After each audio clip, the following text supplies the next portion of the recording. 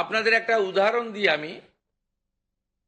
এই মুহূর্তে লক্ষ্মীর ভান্ডার পাচ্ছেন রাকিবুল শেখ, তার পিতার নাম মনসুর শেখ, তার বাড়ি হচ্ছে শিয়ালমারা, পোস্ট হচ্ছে বহরমপুরের রাদারঘাট।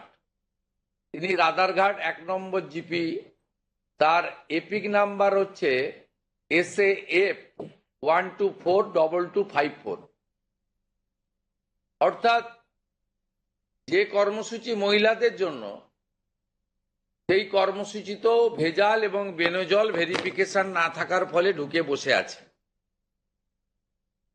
আমরা এই ফর্মে অনেকগুলি ক্লজ রেখেছি, খুব সিম্পল, এবং আমরা সহযোগিতা করব এবং বিডিও অফিস থেকে বিধায়কদের এই কাজে যুক্ত করা হবে। বিধায়করাও নিজেরা এটাতে নেতৃত্ব দেবেন। নবনির্বাচিত বিধায়কদের এটা একটি বড় কাজ, তারাও ফর্ম ফিল আপে সহযোগিতা করবেন সরকারের সাথে। আমাদের এই লঞ্চিং এর পরে বিডিওদের সঙ্গে ভার্চুয়াল কর্মসূচি রয়েছে, সেই কর্মসূচিতেও আমরা এটা বলবো। আমাদের যে জনকল্যাণ শিবির হচ্ছে 15, 16, 17, সেখানেও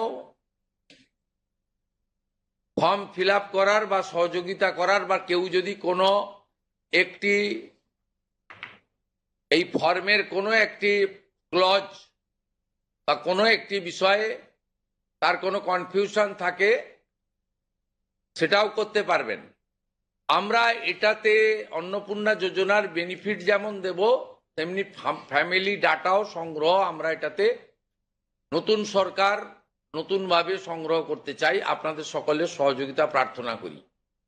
আমরা চেয়েছি রাষ্ট্রের মূল ধারার সঙ্গে যারা নাগরিকরা যুক্ত হয়েছেন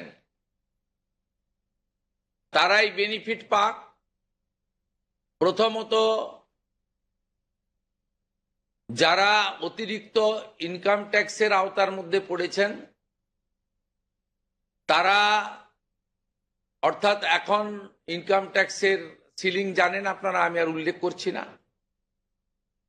সেক্ষেত্রে কোনোভাবে প্রকৃত প্রাপক ছাড়া যাতে না পায়, সকলকেই আমরা দিতে চাই। এবং যারা রাষ্ট্রের মূল ধারা, রাষ্ট্রের নীতি, রাষ্ট্রের নিয়ম ইত্যাদি মেনে যারা চলছেন, এ প্রকৃত ভারতীয় রাষ্ট্রবাদী এবং আর্থিকভাবে দুর্বল নারী শক্তি, মাতৃশক্তি, তারা যুক্ত হন, আবেদন করুন এবং আমাদের সহযোগিতা করুন। আমরা এই ফর্ম খানিক পরেই ওয়েবসাইটে দিয়ে দেব।